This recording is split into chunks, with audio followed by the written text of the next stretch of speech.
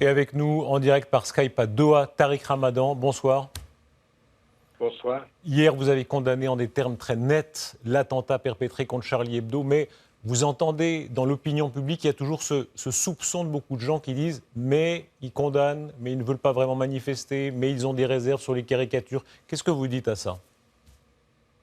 Non, je pense qu'aujourd'hui, il faut entendre la voix des musulmans à travers le monde. Elle est extrêmement claire, elle est une condamnation. Maintenant, on ne peut pas non plus faire comme si tout à coup, au-delà de la condamnation, il n'y avait pas des frustrations, il n'y avait pas parfois le sentiment qu'il y a des condamnations à géométrie variable selon les victimes. Et ceci, on ne peut pas simplement dire vous avez des doutes. Non, il y a quelque chose qui est factuellement vrai aujourd'hui, une normalisation du discours islamophobe, une normalisation de la stigmatisation des musulmans à travers l'Europe.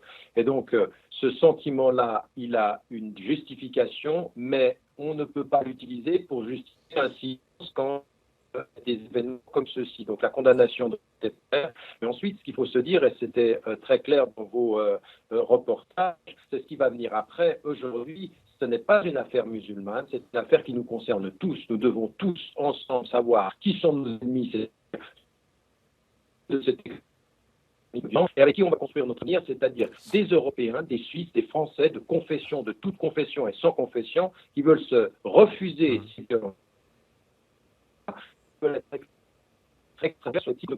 Tariq Ramadan, jusqu'où peut aller la solidarité? Évidemment, vous ne cautionniez pas tout ce que faisait Charlie Hebdo, mais on voit partout dans le monde ces gens qui disent « je suis Charlie » dans les circonstances présentes. Est-ce que vous dites « je suis Charlie » ?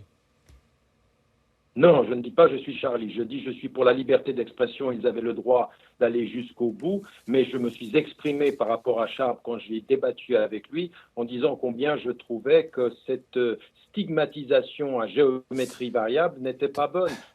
Vous savez, il y a 7 ans de cela, Charlie Hebdo a renvoyé Siné parce qu'il avait fait de l'humour sur le fait d'être juif et ils n'ont pas arrêté pendant 3 ans de faire de l'humour sur les musulmans et j'ai dit que cet humour-là était un humour de lâche. Donc je suis pour le principe de la liberté d'expression, je ne suis pas pour son usage lâche. Donc d'ailleurs, j'ai dit et répété ma sympathie aux familles des victimes.